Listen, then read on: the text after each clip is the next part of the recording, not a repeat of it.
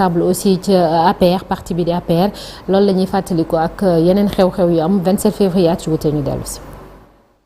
27 février 2013 Thierno Ousmane Sy nekkoon conseil en TIC bu président Abdoulaye Wade moom nag la ñuy placé sous mandat de dépôt teg si tëj ko ci kaso bi moom nag li ñu ko doon toppee mooy luubal xaalis ak lii di guerre ba ci sax nag blanchiment de capitaux ci mbirum attribution bu licence de téléphone opérateur bii di Sudatel atum 2007 autorités yi nag danoo njortoon ni dafa jotoon xaalis gu bëri bu tolloon si ñaar fukki milliards ci suñuy koppar ba ñu ko tegee loxo nag dafa nekkoon étape bu am solo ci lii di traque des biens mal acquis te régime bu président Macky Sall tàmbali woon ko fi ba ñu ko falee atum 2012 moom nag doom la ci Cheikh Tidiane Sy nekkoon ministre de la justice ci nguuru Abdoulaye Wade dina mujjee am nag liberté provisoire mars atum 2014 ba ñu si tegee ñaari at muy atum 2016 Thierno Ousmane Sy dina am ordonnance de non-lieu bu jóge ci doyen des juges. 27 février 2000 moo nekkoon bés bi ñu doon tànn njiitu réew fii ci Sénégal Abdou Diouf nag nekkoon président sortant ba jàkkaarloo na woon ak juróom-ñaari candidat yu nekkoon ci kujje gi kenn si ñoom nekkoon maître Abdoulaye Wade doon jiite parti démocratique sénégalais ba ñu voté ba noppi nag Abdou Diouf du am majorité ba ndax nag mi ngi am lu toll ci 41,33% des suffrages exprimés topp si maître Abdoulaye Wade candidat bu parti démocratique sénégalais ak coalition pour l'alternance dina am 30,97 des voix mu nekk nag guléet ci taarixu Sénégal élection présidentielle nara am second tour ba nag kii di maître Abdoulaye Wade dina jël ndam li bésu 19 mars atum 2000 ak lu toll ci 58,49% des voix mu nekk nag alternance politique bi njëkk am fii ci Sénégal.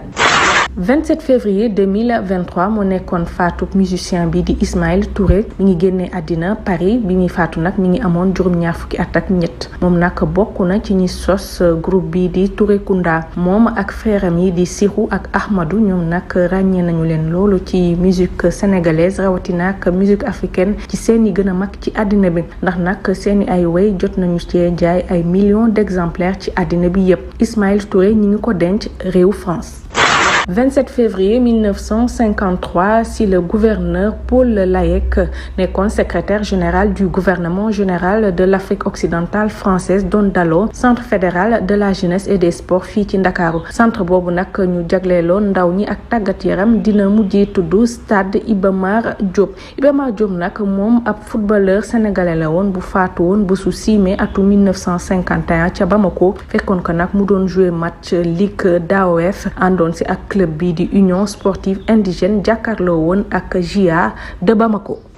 ñu taxaw 27 février 2025 si la ñu tëj ci kaso bi Mouhamadou Ngom ñu gën koo xam ci turu Farba Ngom ginnaaw nag bi ko juge d'instruction yi nekk pôle judiciaire financier dégloo dinañu ko placer sous mandat de dépôt ci mbirum luubal lu toll ci 125 milliards ci suñuy koppar suñu sukkandikoo nag ci waa CENTIF Tahirou Sarr dina ko sax fekk ca kaso ba moom mi ndeyu mbili gi am na liberté provisoire weeru janvier bële waaye nag Farba Ngom ba léegi mu ngi xaar waa cour suprême ci recours en cassation bu parquet financier mi nga xam ne bëgguñu Farba am liberté provisoire dugaloon affaire Farba Ngom Tahirou Sarr dafa mel ni nag ñu bëri dañu seet yi comme nag yeneen affaire yi fi jotoon a am ci mbirum luubal xaalis fii ci réew mi naka noonu ba mu mujjee jar assemblée nationale Ousmane Sonko premier ministre xamle na ni amatul yaakaar daal ci lii di reddition des comptes bi ñu jagleeloon ñi newoon ci nguuru Macky Sall nguur yi fi jotoon a jaar yépp muy Diouf Wade ak Macky Sall traque des biens mal acquis yi ñu tàmbali woon mujjul fenn moo tax ñu bëgg xam lu tax CREI pôle judiciaire financier ba ci sax reddition des comptes mënul sax maanaam sax am ay résultats fii ci réew mi ndax nag du politisation bi système bi wala sax nag sunu magistrat yi ñoo mënul xàjjale montage financier yeeg luubalkatu xaalis yi. waaw si wàllu taarix jëm ci wàllu enrichissement illicite ak reddition des comptes en 1981 la njëkk a taxawal CREI cour de répression de l'enrichissement illicite sous le régime du président Abdou Diouf mais gis nañ ñaar yu siiw lañ ci toppoon mujjul fenn le régime libéral ñëw en 2000 avec la première alternance ñu gis ni aussi l'affaire des chantiers de Thiès ñu doon wax ci wàllu enrichissement illicite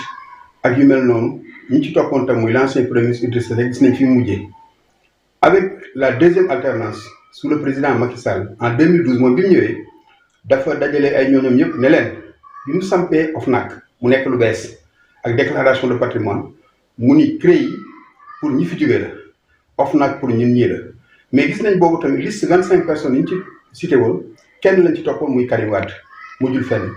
ñu gis aussi avec ce nouveau régime président Bassirou Diomaye Faye ñoom tamit dañoo ñëw wax ni reddition des comptes impunité dafay jeex indi fi pôle judiciaire financier ñu gis début bi bëri ñu jàpp ñu bari beaucoup d'anciens dignitaires mais finalement gis nañ ñu bari dañ leen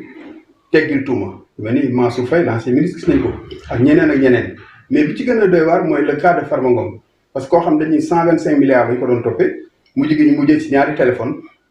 daanaka mujjul fenn ñu gis premier ministre bërki démb nee na moom amatu ci yaakaar ne loolu dafay lan lañ ci mën a jàngat parce que ñun forum civil loolu dañ ci yàgg taxaw ndax en 2011 dafa am film bu ñu réalisé woon sur l'ANOCI les chantiers de l'ANOCI parce que amoon ku ñu fa teewaloon ci conseil de surveillance ba amoon benn livre tam boo xam ni Abdou Latif Coulibaly bindoon na ko mais dañu ni comme élection 2012 muy ñëw livre boobu duñ ko génne duñu génne aussi film bi ñu ngi ko publié après en avril 2012 bi ñu koy lancé boobu à Thiès man j'étais le coordonnateur régional du forum civil à Thiès ñu lancé ko maître Moussa Félix Sow keroog moo teewal rahmatullahi alayhi Mohamed Mbodj presque daanaka traque des biens mal acquis foofu la gën a lancé woo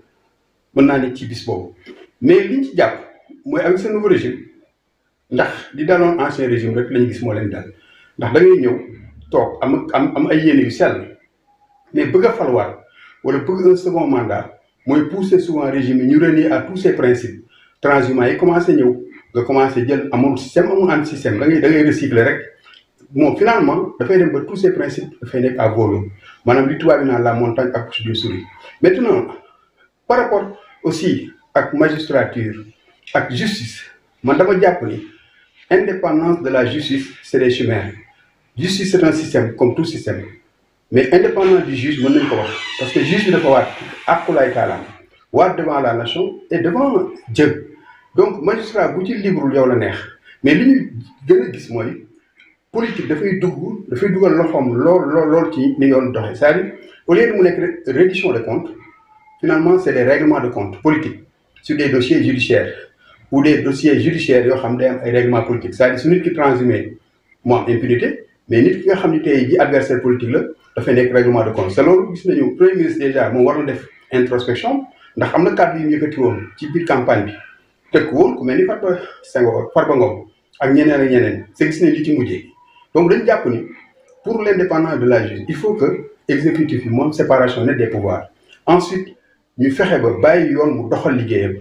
yoonu politique bañ ci dugg mais tant que yaa ngi bëgg un second mandat c'est loolu lañu gis actuellement aussi parce que le président Bassirou Diomaye Faye gis nañu ni au début dañu woon moom mi ngi joxoñ fauteuil bi à son camarade Ousmane Sonko mais gis nañ de plus en plus am na ambition pour 2029 parce que soo gisee avec coalition ni muy massifié ñu naan coalition Diomaye président muy massifié moom aussi dafay am beneen ambition dafay am beneen taxaw ñu jëm aussi local yi ngi xalaat 2027 su dee dina am donc yooyu yëpp dafa nekk ay facteurs yoo xam ni dafay parasiter dafay ngeen biaiser toute cette volonté moo tax jàpp nañu ne daal reddition des comptes de régime en régime finalement ça se termine en règlement de compte ou bien finalement du mujj fenn parce que souvent il y a la transhumance la volonté d'un second mandat souvent politique daal moo ciy dugal loxoom ba nga xam ne finalement yoon lay na sax. alors gis nañ ci dossier boobu El Hadj Malick Mbow Farba Ngom bi diggante daaw ba ñu ko tegee mandat de dépôt ba ren jile muy benn at am na ay développement yu bëri et puis am na beneen affaire tam bu ñëw greffé wu ci dossier boobu noonu muy mbirum téléphone yi. waaw vraiment dafa nekk lu nga xam ne dafa teniroon en haleine pratiquement réew mi ndax Farba Ngom était présenté comme l'un des plus grands prédateurs financiers du pays. bi nga xamee ni tamit premier ministre taxawoon na ca añam waxoon na leen la mu leen waxoon la suite gis nañu ko mooy ñu teg ko loxo ci mbirum lu nga xam ne dañu jàpp ni dafa luubal alalu réew mi moom ak ki nga xam ni moo di Tahirou Sarr ñu téye leen fa lu mat fukki weer ak lu topp bañ leen fa téye ba enquête yi dem ba ñu déglu leen dans le fond on a senti que la nga xam ne xëy na moom la ñu tegoon ci seen kaw ci ay tuuma mi ngi commencer di fondre comme beurre au soleil ndax ki nga xam ne mooy principal accusé bi di Tahirou Sarr ba ñu demee ba déglu ko ba ci biir nga xam ne moom ak Farba ñoo bokk lu ñu leen di toppee moom ci boppam dafa dem ba ni leen man yéen a ngi may topp xaalis te man li ngeen ma amel moo gën a bëri état moo ma amel xaalis et non que man li ngeen di wax vraiment gisuma xaalis bu nga xamante ni luubal naa ko wala boog ma seq ak Farba xaalis bu nga xamante ni jaarul yoon. Farba aussi a toujours contesté que ni amul xaalisu trésor public bu nga xamante ni dugg na ci gafakaam ba keroog ba mu ñëwee sax dafa teg kaamil waat ni musul lekk alal ju jóge ci li nga xam ne moom moo di trésor public budul salaire u député am salaire u maire am ak li nga xam ne mooy business am muy li mu doon loué. alors li nga xam ne moom moo ci gën a doy waar mooy bi ñu bàyyee Tahirou ñëpp dañu jàppoon ni dañu war a bàyyi Farba et puis loolu mooy yoon parce que ñoo bokk lu ñu leen toppee bokk même dossier bokk même chef d'inculpation donc boo bàyyee kii téye kii dafay poser problème. alors leneen li nga xam ne moom lañ ci gën a moo ci gën a doy waar mooy ñu bàyyi fële yëfu milliards yi nga xam ne moom lañ ko doon toppee ay 120 milliards ñu jékki-jékki ñu ne Farba da doon téléphoné ci biir kii bi ñu jël ay téléphone am te la nga xam ne moo ci gën a doy waar mooy dañ ko commencé topp te yëkkatiwuñu malaanu kiirlaay maanaam on a mis la charrue avant les bœufs dem di ko topp di ko traquer di jël ay téléphone am di ko convoquer alors que moment boobu ñoom li ñu waroon a njëkk a def mooy d'abord dem assemblée yóbbu ko fa ñu yëkkati malaanu kiirlaayam nga mën ko topp député mënoo ko topp te dindiwuloo immunité parlementaire loolu dafay indi même vice de procédure mais li ci gën a doy waar mooy sénégalais yi ay milliards lañ doon xaar ñu mujj tàbbi ci li nga xam ne moo di ay téléphone vraiment lu doy waar la quoi en toute sincérité mbiru téléphone dañu jàpp ni détenu yi koy utiliser bu fekkee ni administration pénitentiaire teg nañ la gët ñoom dans le règlement intérieur ñoom ñooy am ay daan yu ñu lay teg yu nga xamante ni ay mesures la yu ñuy teg ci sa kaw mais malheureusement ce qu'on a vu moo di ni la montagne risque d'accoucher d'une souris et le premier ministre a fait un aveu bu nga xamante ni keroog c'est un aveu de taille parce que devant la représentation parlementaire quand le premier ministre dit que lu jëm ci wàllu reddition des comptes amatuma ci yaakaar ndax justice bi nu muy doxee ça pose problème et lii dafay dellusiwaat parce que il faut ñuy fàttali l'histoire de cette fameuse histoire de traque des biens mal acquis en 1981 la ko président Abdou Diouf yëkkati woon ci la ñu tege woon CREI yi ba ñu demee ba ca biir dañu ko mujj tegaat ci suuf parce que affaire bi dafa doon jël ay ramifications yi nga xam ni c'était tellement compliqué que dañu mujj bàyyi ko ci suuf li nga xam ne moom moo jëm ci Ablaye Wade bi mu ñëwee aussi def na lu ni mel jëmale ko ci Idrissa Seck chantier de Thiès mais fourage dans les xëjeen la montagne a accouché d'une souris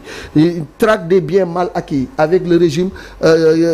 Macky Sall kenn dong ket rek lañ ci jàpp ci 26 personnes yu ñu waxoon ni dañ leen di topp mennum Karim Wade lañ ci jàpp fan la mujj Karim a nga Doha di doxal donc ça veut dire que tout ce qui est détournement de deniers publics traque des biens mal acquis ak nu ñu ko mënti tudd enrichissement illicite finalement c'est un truc tellement complexe que da ngay dem dans les arcanes de la justice pour nga prouver que nit ki sàcc na xaalis sax dafay nekk problème parce que en général même bu fekkee ni dañu luubal alal c'est des experts yu nga xam ne c'est tellement compliqué pour nga teg leen loxo que boo moytul da ngay mujj la machine va s'embourber c'est ce qui est arrivé dans l'affaire Karim Wade ay compte